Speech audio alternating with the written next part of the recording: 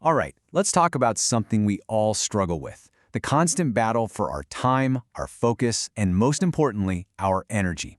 It feels like a fight most of us are losing, right? Well, today we're going to explore a really simple but incredibly powerful idea for taking back control. So does this picture look a little too familiar? A calendar that's just packed, a to-do list that never seems to get shorter, you're running from one thing to the next, and at the end of the day, you just collapse and wonder, what did I actually get done today that mattered to me? It's such a frustrating cycle, and trust me, if you're feeling this, you are not alone. This feeling actually has a name. It's what we can call the yes trap. This is what happens when we say yes to all the little things. A small favor here, another meeting there, usually because we want to be nice and helpful. But every single one of those yeses becomes like a thread, pulling us just a little bit further away from our most important work, from our real goals.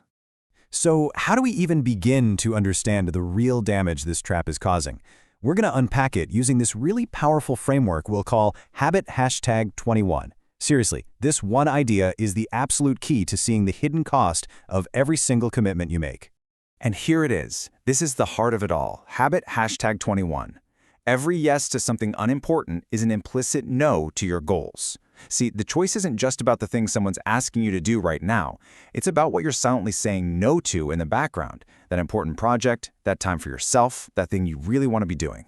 And this is what makes it so clear. Let's make this real. When you say yes to that last-minute meeting someone just dropped on your calendar, you're actually saying no to that focused, deep work session you had planned. When you agree to that optional social thing you feel obligated to go to, well, that's a no to the rest and quiet time your mind and body are screaming for. Every single yes has a cost. Okay, so we've totally laid out the problem. We get it. Now, what's the solution? It's not about just being negative or unhelpful. It's about being strategic. We need to learn the art of the strategic no. This right here is the mindset shift that changes everything. We always feel like saying no is personal, like it's a rejection of the person asking. It feels awkward, right? But what if we completely reframe it? A no isn't about them. It's a yes to your own goals. It's you drawing a protective circle around the time and energy you need to do what's most important. So how do you actually put this into practice? It's really just a simple three-step process. First, you have to identify. Get crystal clear on what your most important goals actually are.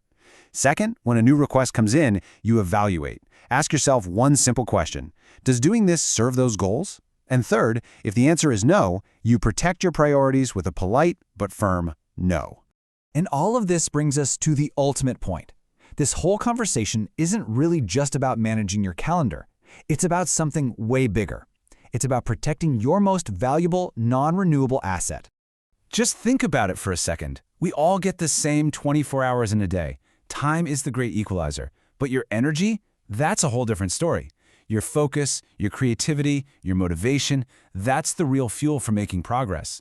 Saying yes to everything doesn't just fill your time. It completely drains your energy, leaving you with absolutely nothing left in the tank for what truly matters. So, we'll end with this question for you. The goal isn't just to say no more often. The real goal is to decide what you are choosing to say a powerful, focused yes to. What project, what person, what part of your own well-being is so incredibly important that it deserves your protected energy? That's the real decision you're making every single day. Thanks for digging into this with me.